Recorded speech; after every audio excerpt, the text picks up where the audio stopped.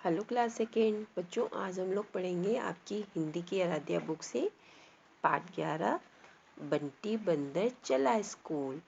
तो चलिए आप अपनी हिंदी आराध्या की बुक निकाल लीजिए और आज हम लोग पढ़ते हैं। ये एक अच्छी कहानी, रोचक कहानी है ना, बंटी बंदर चला स्कूल। तो चलिए देखें बंटी बंदर स्कूल जा कर वहाँ क्या करता है, कैसी पढ़ाई करता है। और बच्चों, इससे पहले आपको मैं ये बता दूं कि आपके अक्टूबर में हाफ ईयरली स्टार्ट हो जाएंगे। तो आप लोगों को ये जो हाफ ईयरली का पोर्शन रहेगा वो फर्स्ट चैप्टर से आएगा। पूरा आपका पार्ट 1 से लेकर अभी जितने चैप्टर में पढ़ाऊंगी ना, तो वहाँ तक आपका हाफ ईयरली का पोर्शन रहेगा। वो सिलेबस में आपको बता दूंगी बाद में, लेकिन अभी से मैंने बता दिया है, जिससे कि आप अभी से पढ़ाई शुरू करिए। जो पढ़ाया जा रहा है उसे डेली डेली लर्न करिए। और जीके में भी मैंने जो आपको फर्स्ट से लेकर 5th चैप्टर तक भेजा है असाइनमेंट, उसे भी आप लर्न करो अभी से। तो चलिए आप हिंदी की बुक निकाल लीजिए और ओपन करिए पाठ 11 पेज नंबर 51। चलिए पढ़ते हैं। ये बड़ी ही इंटरेस्टिंग कहानी लग रही है ना, बंटी बंदर चला स्कूल। राजू के घर के समीप मीन्स बच्चों क्या होता है, पास में। राजू के घर के पास एक मंदिर है। उस पर एक बंदरिया अपने बच्चे के साथ रहती है। बंदरिया ने बच्चे का नाम बंटी रखा है। आज बंटी का जन्मदिन है। बंदरिया ने कॉलोनी के सभी घरों में जाकर बताया कि आज बंटी का जन्मदिन है। वे शाम को स्वयं जन्मदिन के उपहार आदि लेकर मंदिर में पेड़ के नीचे आ जाएं। वही धूमधाम से उसका जन्मदिन मनाएंगे। सभी कॉलोनी वासियों ने मुस्कुराकर उसे हाँ कर दी। शाम के समय सभी कॉलोनी वासी वहां आए। धूमधाम से बंटी का जन्मदिन मनाया गया। बंदरिया ने सभी उपहार कॉलोनी के बच्चों में ही बांट दिए। अच्छा, जो उपहार आया था वो क्या किया, कॉलोनी के बच्चों में ही बांट दिए। केवल एक उपहार उसने बंटी के लिए रखा। वह था स्कूल यूनिफॉर्म और स्कूल बैग में पुस्तकें।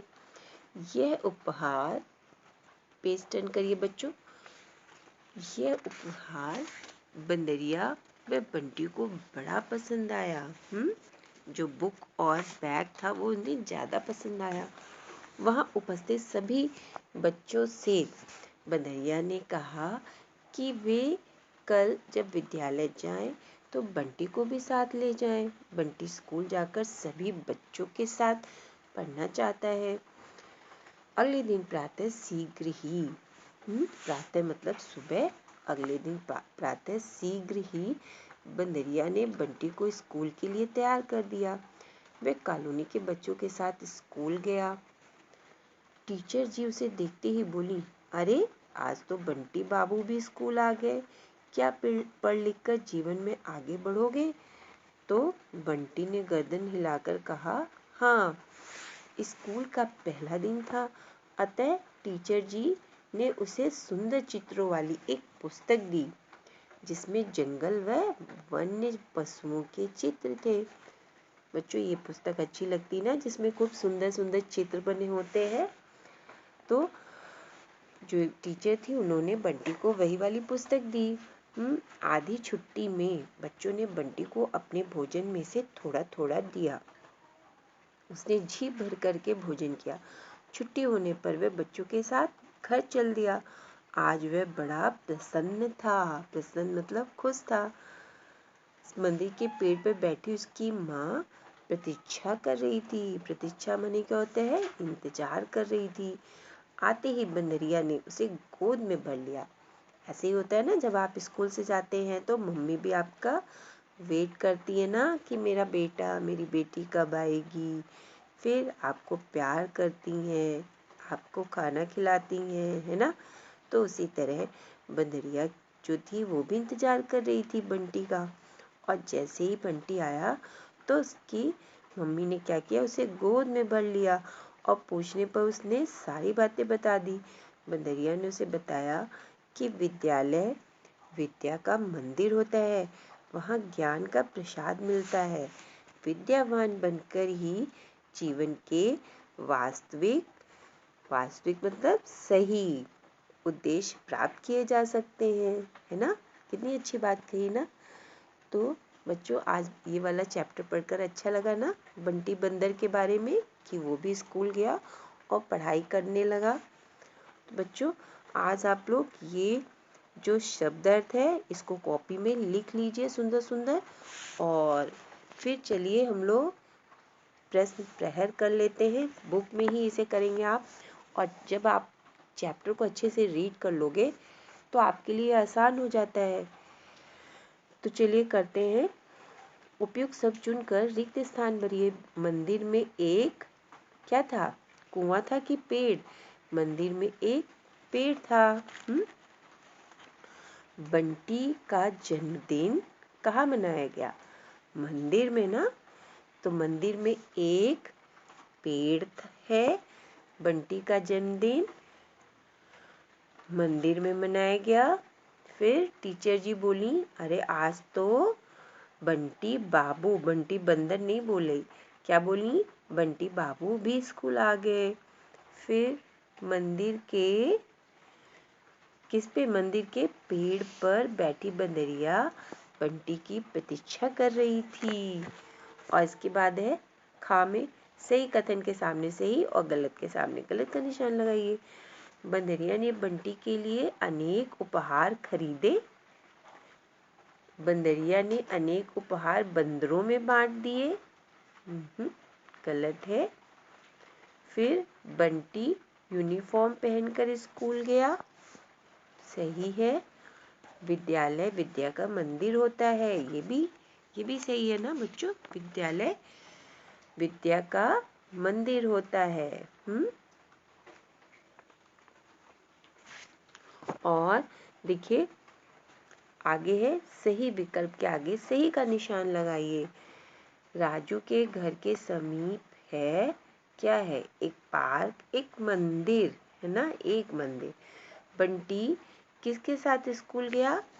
बंदरिया के साथ, कॉलोनी के बच्चों के साथ या बंदर के साथ? कॉलोनी के बच्चों के साथ। फिर टीचर द्वारा बंटी को दी गई पुस्तक में क्या बना हुआ था? बड़े बड़े पेड़ों के चित्र, मंदिरों के चित्र, कि जंगल व वन्य पशुओं के चित्र? जंगल व वन्य पशुओं के चित्र बने थे। अब पेज को टर्न कर लीजिए बच्चों।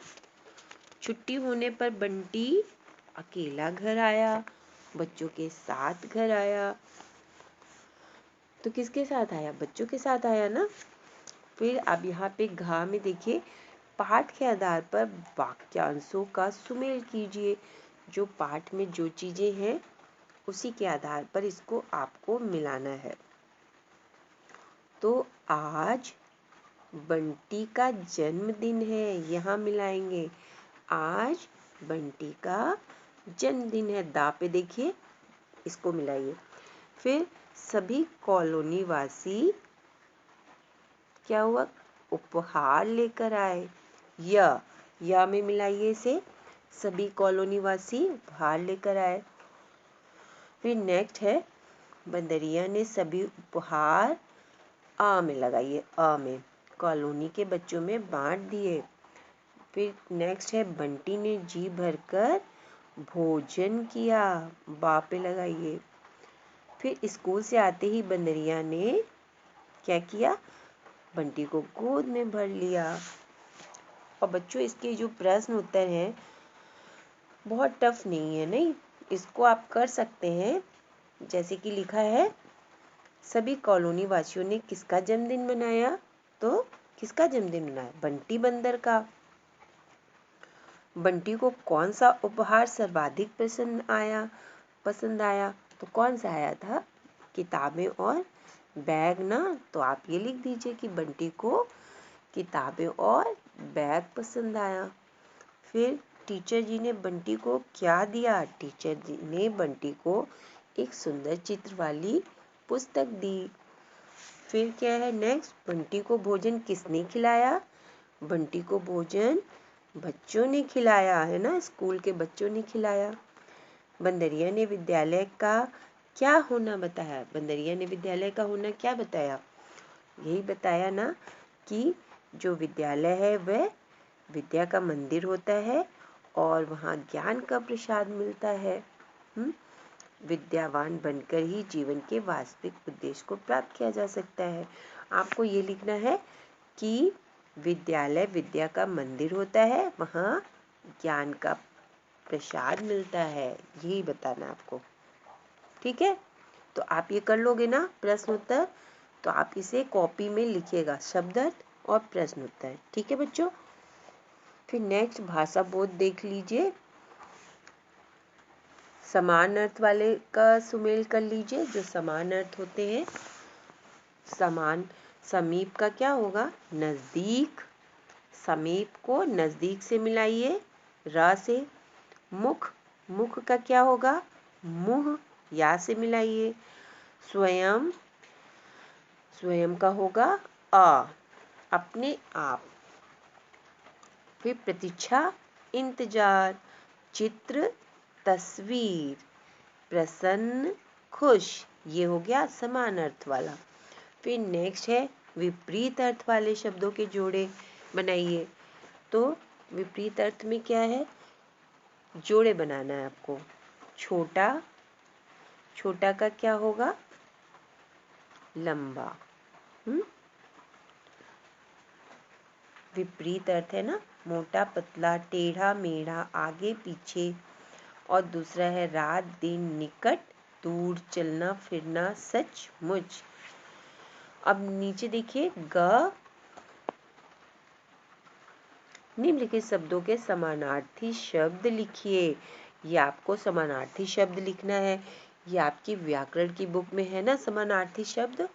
तो पर्यायवाची शब्द बंदर का आप उसमें देखिए, पेड़ का वृक्ष हो जाएगा, बंदर का वानर हो जाएगा और हाथी का गज हो जाएगा।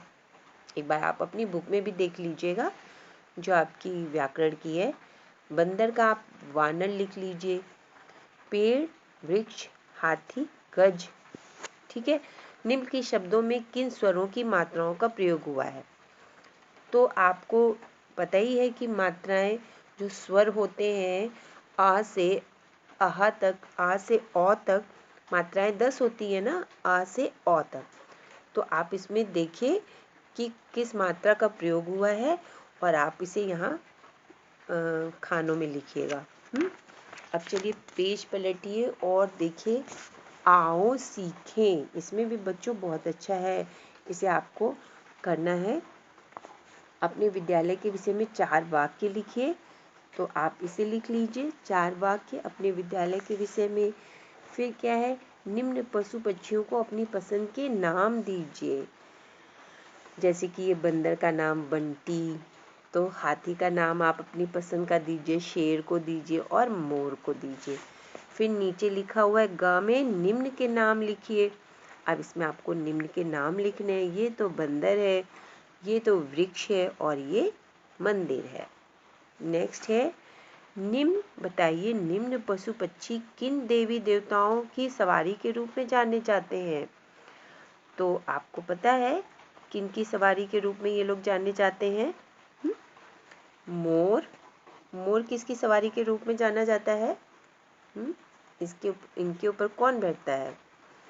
इनके ऊपर जो मोर है, इनके ऊपर कार्तिकेय है ना, कार्तिकेय बैठते हैं। और जो चूहा है, गणेश भगवान की सवारी है। और ये जो हंस है, सरस्वती माता की है। और जो शेर है, दुर्गा माता है ना, दुर्गा माता शेर की सवारी करती है ना। और फिर बच्चों नेक्स्ट है, ऐसे 4 पशुओं के नाम लिखिए जो प्रत्यक्ष रूप से मनुष्य के काम आते हैं। तो मनुष्य के काम बहुत सारे पशु आते हैं, जैसे कि गाय है, घोड़ा है, हाथी भी आता है, गधा भी काम आता है, बकरी, भैंस, ये सब हम लोगों के पशु काम आते हैं। तो आप इनमें से कोई भी पशु लिखिए सोचकर जो काम आते हैं इंसान के। ठीक है बच्चों, तो आज आपने ये पढ़ा और इसे आप करिए शब्द और प्रश्न उत्तर कॉपी में। ओके।